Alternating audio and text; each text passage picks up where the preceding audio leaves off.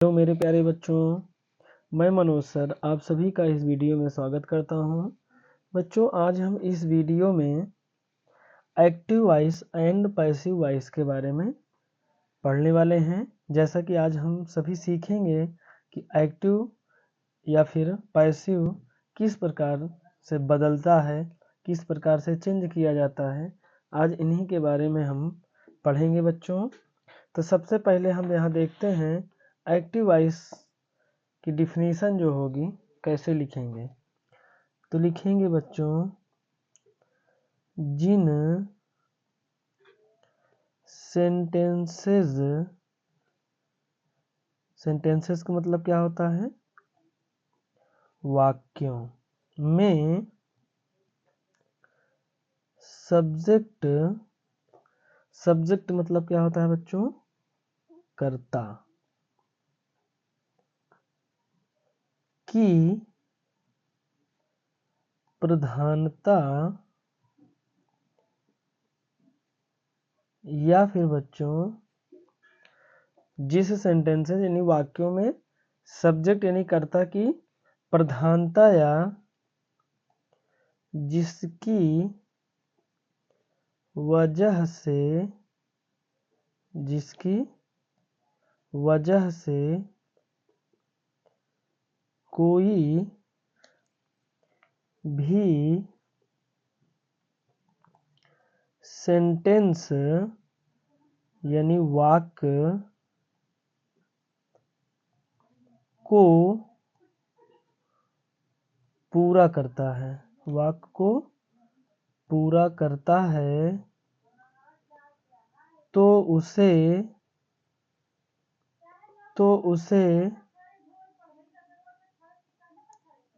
Active voice कहते हैं।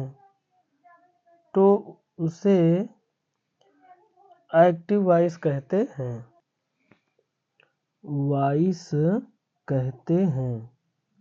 आइए बच्चों इसका हम देखते हैं कैसे क्या प्रधानता की बात हो रही है। एज में देखेंगे, जैसे आपसे कह दे कि यहाँ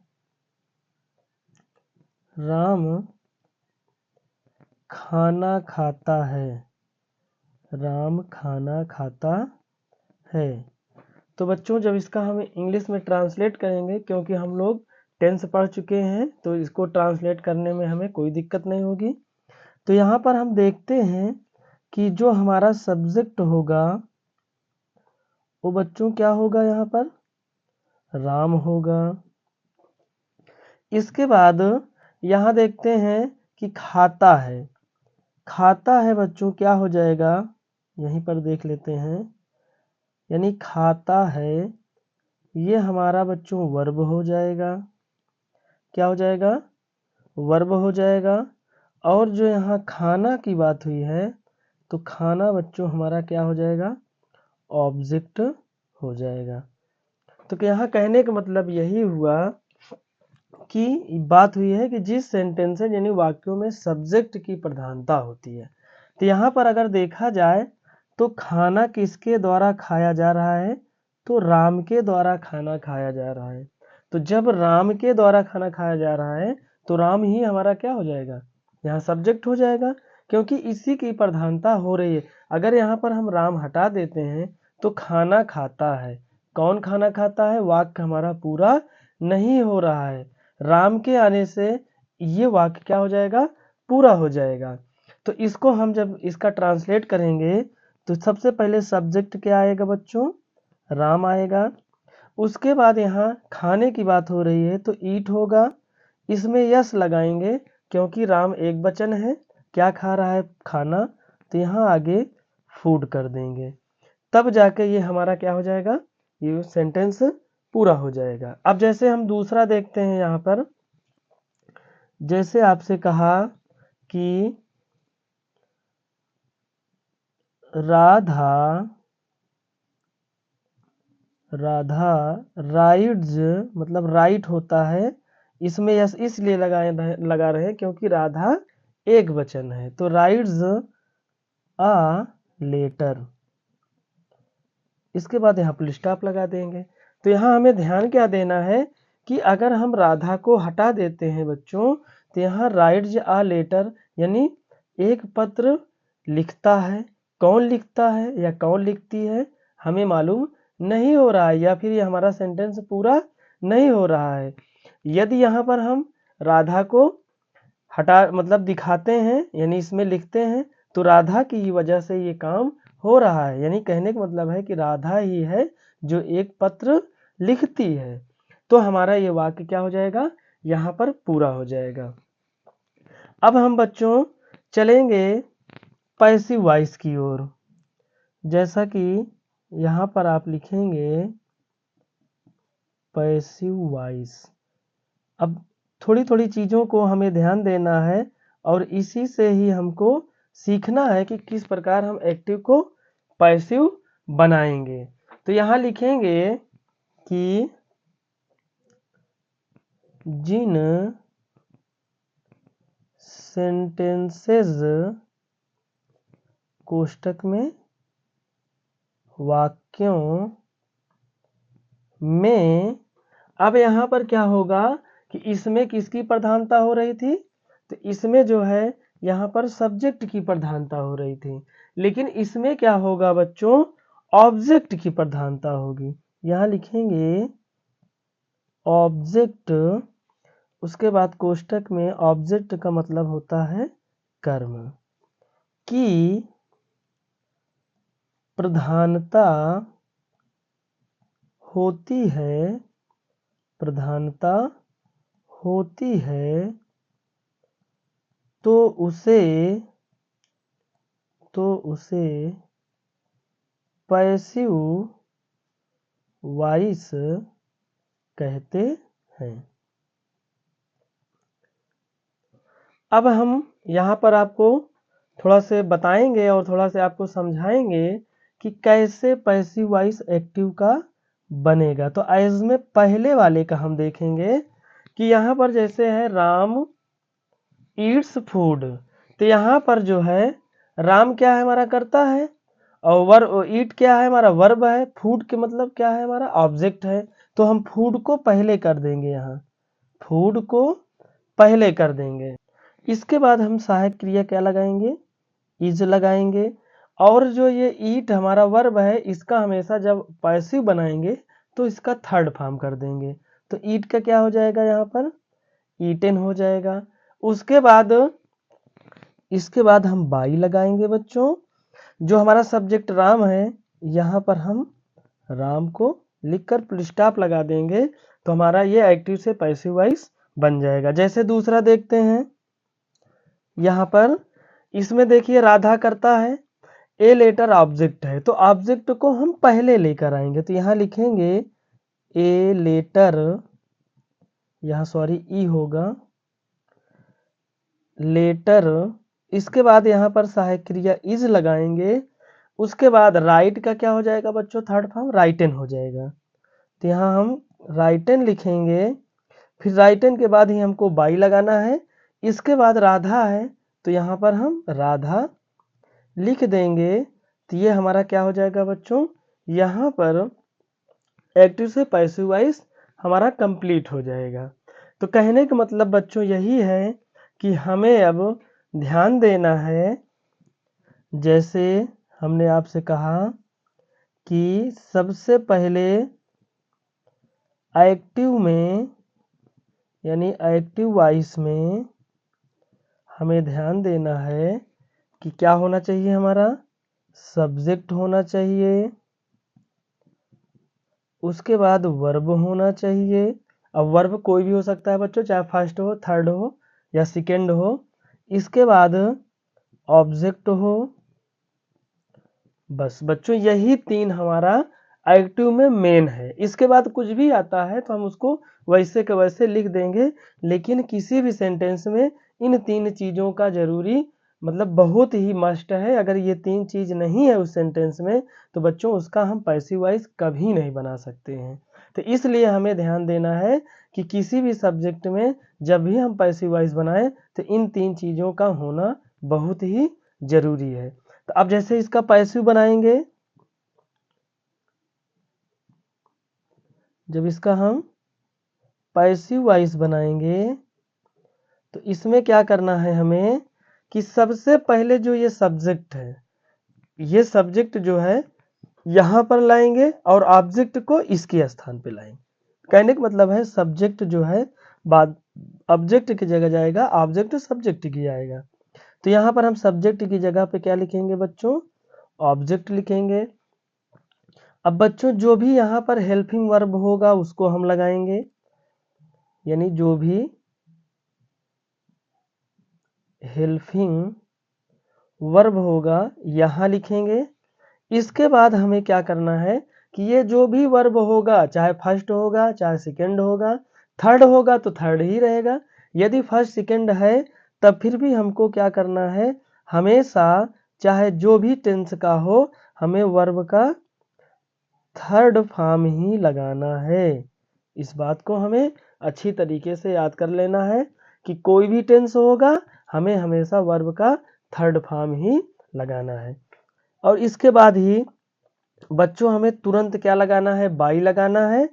और बाई के बाद जो यहाँ पर सब्जेक्ट के स्थान पे आपने ऑब्जेक्ट लिखा है तो यहाँ हम क्या करेंगे, ऑब्जेक्ट की जगह पर सब्जेक्ट लिख देंगे। बस बच्चों इसके बाद यदि कोई भी उसमें और सेंटेंस मतलब पूरा करने के लिए, जैसे मान लीजिए कोई बड़ा सेंटेंस होता है, यदि उसमें और वर्ड हैं तो इसी सब्जेक्ट के बाद ही हमें वैसे के वैसे लिख देना है।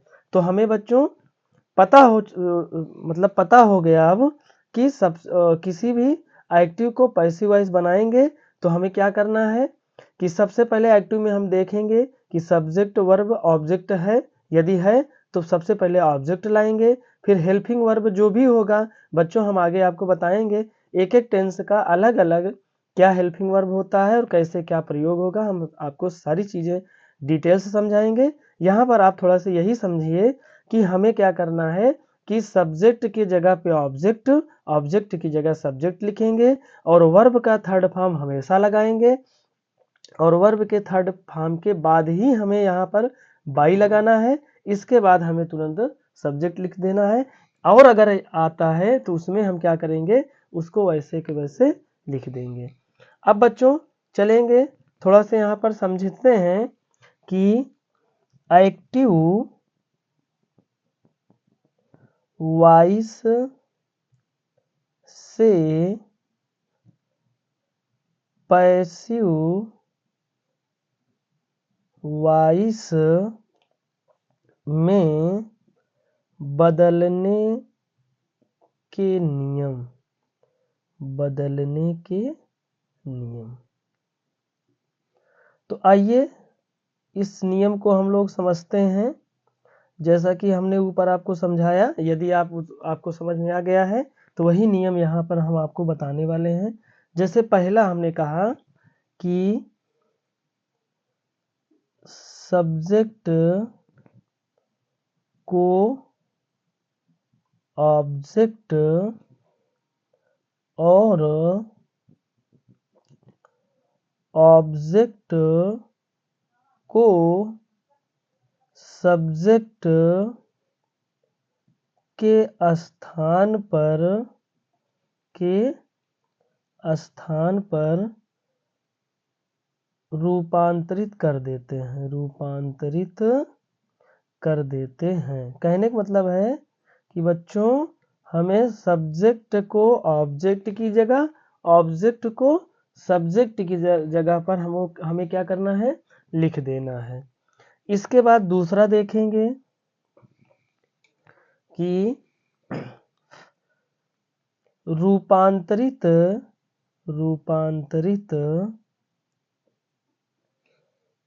सब्जेक्ट के पहले या वर्ब के थर्ड फॉर्म के बाद बाई का प्रयोग करना है, बाई का प्रयोग करते हैं। ठीक है बच्चों। अब लास्ट इसमें देखेंगे तीसरा वाला कि चाहे जो टेंस हो, चाहे जो टेंस हो, जब उसका पैसिव वॉइस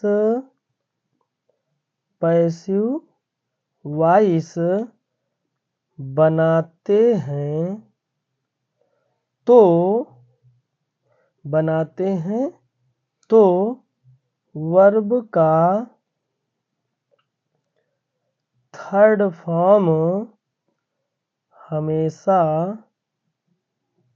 लगाएंगे।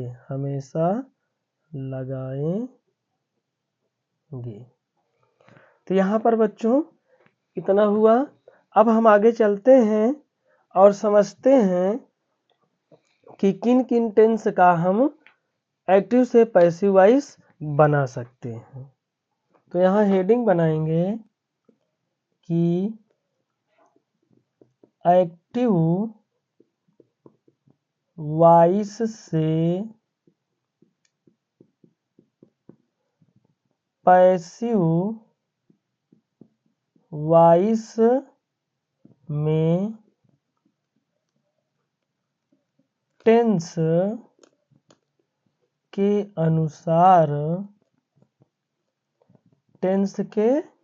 अनुसार बदलने के नियम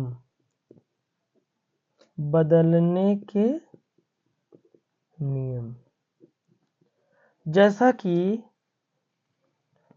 कि यहाँ लिखेंगे क्या हम कि अंग्रेजी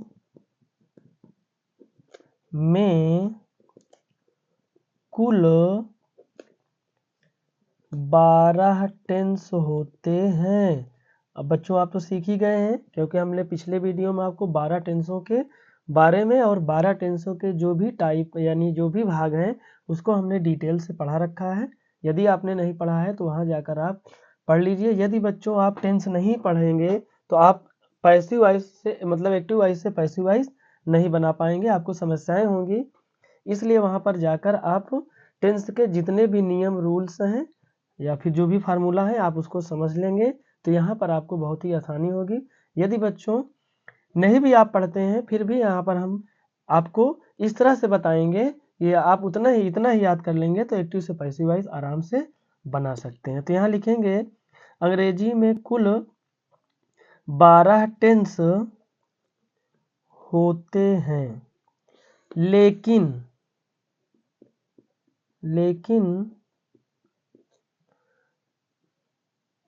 एक्टिव से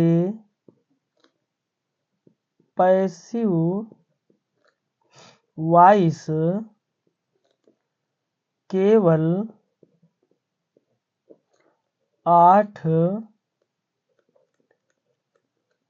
टेंस का ही बनाया जा सकता है। तो कहने का मतलब बच्चों यही है कि कुल 12 टेंस होते हैं, जिनमें 4 टेंस को यहाँ पर मिस कर दिया गया है और आपका केवल 8 टेंस का ही एक्टिव से पैसिव वॉइस बनाया जाता है। अब यहाँ पर हम लिखेंगे कि वो 8 टेंस कौन कौन से हैं जिनके बारे में हमको पढ़ना है। तो यहाँ पर हम लिखेंगे पहला, दूसरा, तीसरा, चौथा, पांचवा, छठवां, सातवां और आठवां। तो इन 8 टेंस के बारे में यहाँ पर हम लिखते हैं। अब तो सबसे पहले जो होगा आपका प्रेजेंट इंडेफिनिट टेंस, दूसरा आपका होगा प्रेजेंट कॉन्टिन्यूअस टेंस, तीसरा जो होगा बच्चों present perfect tense, present perfect tense. जो इसका चौथा होता है बच्चों प्रेजेंट परफेक्ट कॉन्टिन्यूअस टेंस, उसको यहाँ पर मिस कर दिया गया है, अर्थात इसमें वो नहीं रहेगा। आगे चलेंगे, चौथा वाला देखेंगे तो हमारा हो जाएगा पास्ट इंडेफिनिट टेंस। इसके बाद जो पांचवा होगा वो होगा हमारा past continuous tense. Past continuous tense. इसके बाद बच्चों जो हमारा है पास्ट परफेक्ट टेंस, उसको भी यहाँ लिखेंगे हम पास्ट परफेक्ट टेंस। और बच्चों जो इसके बाद जो हमारा है पास्ट परफेक्ट कंटिन्यूअस, इसमें जो है उसको भी मिस कर दिया गया है। कहने का मतलब है कि प्रेजेंट परफेक्ट कंटिन्यूअस और पास्ट परफेक्ट कंटिन्यूअस टेंस को हटा दिया गया है। अब चलते हैं फ्यूचर में। जैसा कि हमें पता है कि फ्यूचर में क्या है कि सब फ्यूचर में पहला वाला लिया गया है फ्यूचर इंडेफिनिट टेंस। उसके बाद बच्चों जो इसका है कंटिन्यूअस टेंस, उसको भी यहाँ से हटा दिया गया है। और इसमें का जो तीसरा वाला भाग होता है फ्यूचर परफेक्ट टेंस, तो इसको यहाँ पर लिया गया है। कहने का मतलब ये है कि फ्यूचर में कंटिन्यूअस टेंस और परफेक्ट कंटिन्यूअस जो है फ्यूचर का, इसमें जो है ये दोनों को मिस कर दिया गया है। तो यहाँ से हम फिर से आपको बताते हैं। पहला वाला है प्रेजेंट इंडेफिनिट टेंस, दूसरा है बच्चों प्रेजेंट कंटिन्यूअस टेंस, तीसरा है प्रेजेंट परफेक्ट टेंस। जो इसका चौथा वाला भाग है प्रेजेंट परफेक्ट कंटिन्यूअस, उसको यहाँ से हटाया गया है। फिर आगे देखेंगे past indefinite tense, past continuous tense, past perfect tense. इसका जो चौथा वाला भाग है पास्ट परफेक्ट कंटिन्यूअस टेंस, उसको भी यहाँ से हटा दिया गया है। फिर आगे अब देखेंगे कि एक प्रेजेंट का हटाया गया है, एक पास्ट का हटाया गया है। फ्यूचर में हमें क्या करना है कि फ्यूचर में दो ही है और दो को हटाया गया है। जैसा कि फ्यूचर इंडेफिनिट टेंस को लिया गया है, फ्यूचर कंटिन्यूअस टेंस जो दूसरा वाला भाग है उसको हटा दिया गया है। फिर तीसरे वाले को लिया गया है फ्यूचर परफेक्ट टेंस को, और जो चौथा इसका भाग है फ्यूचर परफेक्ट कंटिन्यूअस, उसको हटा दिया गया है। तो हम बच्चों आपको इन्हीं 8 टेंस के पैसिव वॉइस के बारे में हम आपको पढ़ाएंगे। तो अब हम चलेंगे बच्चों आगे। जैसे कि कुछ नियम रूल हैं, उस नियम रूल को यहाँ पर देखते हैं कि उस नियम रूल को किस तरह से फॉलो करेंगे। तो यहाँ लिखेंगे, हेडिंग बनाएंगे कि पर्सनल प्रोनाउन, पर्सनल प्रोनाउन के बदलने के नियम, बदलने के नियम। तो जैसा कि यहाँ पर 2 कॉलम बनाएंगे। पहला जो हमारा होगा वो होगा कि एक्टिव वॉइस में कर्ता यानी सब्जेक्ट के रूप में। इसके बाद दूसरा देखते हैं, यहाँ पर बीच में से कॉलम बना लेंगे। दूसरा जो होगा यहाँ लिखेंगे कि पैसिव वॉइस में ऑब्जेक्ट के स्थान पर स्थानांतरित या रूपांतरित, आप कुछ भी लिख सकते हैं। स्थानांतरित मतलब होता है जो आपने परिवर्तन किया है। प्रोनाउन, यहाँ भी रूप में क्या लिखेंगे, प्रोनाउन।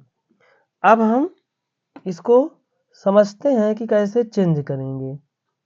जैसा कि यहाँ पर आप देख सकते हैं, यदि आई आता है तो आई का अपना क्या हो जाएगा, मी हो जाएगा। इसके बाद यदि ही आता है तो इसका हिम हो जाएगा। इसके बाद जैसे मान लीजिए अगर सी आ गया तो सी का यहाँ पर क्या हो जाएगा, हर हो जाएगा। जब हम बदलेंगे तब की बात हो रही है। और जैसे अगर यू आ गया तो यू का बच्चों यू ही रहता है, यू में कोई परिवर्तन नहीं होता है। जैसे वी आ गया तो वी का बच्चों अस हो जाएगा।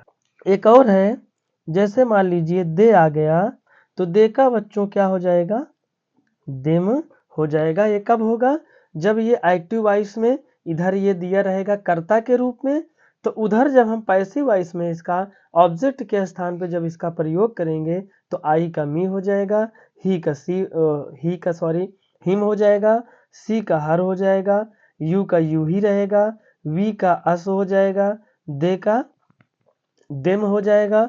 और बच्चों नेम में, नेम चाहे स्त्री हो या फिर बच्चों पुरुष हो, हम क्या करेंगे, कोई परिवर्तन नहीं करेंगे, कोई परिवर्तन नहीं करेंगे, कोई परिवर्तन नहीं करेंगे।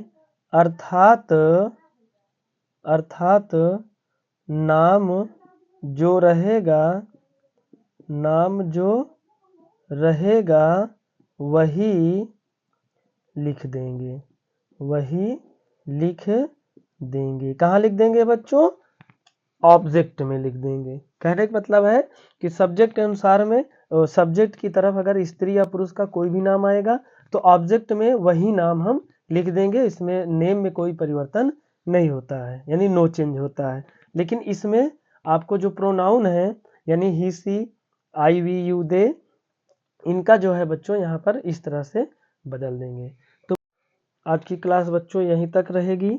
अब हम नेक्स्ट क्लास में हम आपको लेकर आएंगे इनमें जो टेंस है, पहला प्रेजेंट इंडेफिनिट, फिर मतलब ये जो 8 टेंस है इसका हम एक एक का बढ़िया डिटेल से पैसिव वॉइस कैसे बनेगा, आपको पहले एक्टिव वॉइस बताएंगे, फिर एक्टिव वॉइस से कैसे पैसिव वॉइस बनाएंगे, इसके बारे में हम बच्चों आपको डिटेल से पढ़ाएंगे।